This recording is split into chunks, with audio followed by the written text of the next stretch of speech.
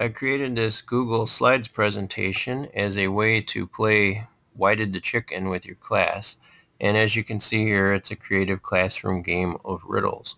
Now, you're using this as a game and not as a presentation, like where you would click present and watch each one of the frames as you talk. It's not that type of presentation. So I want to give you some tips on how you'd actually use this. You can see that there's a title.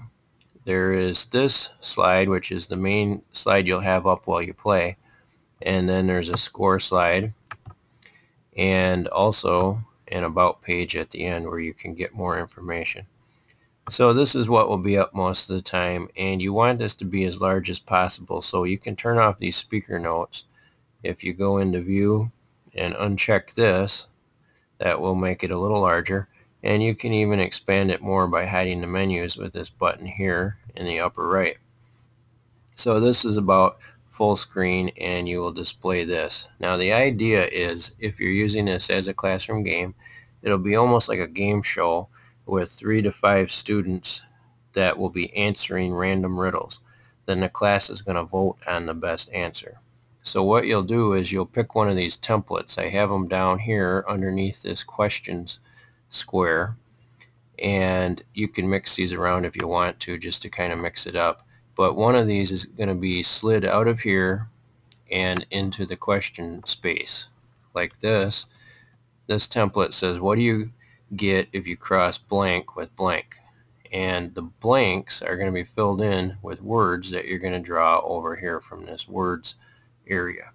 And you can see there are a lot of red circles here.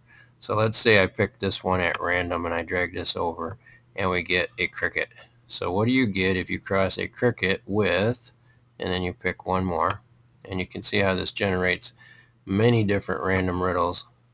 A magician. So what do you get if you cross a cricket with a magician?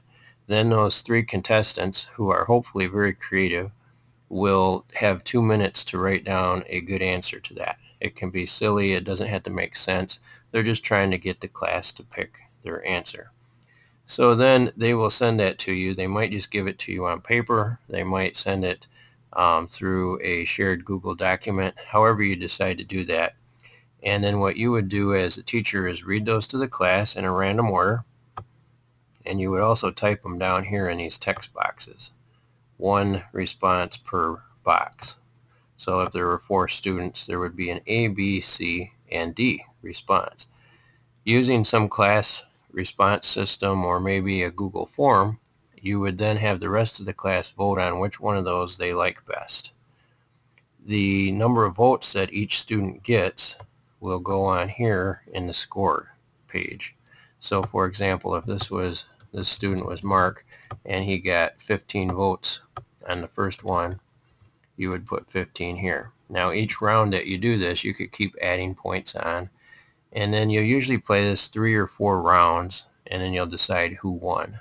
So each round you would go up here and you could erase these prompts and draw a new riddle.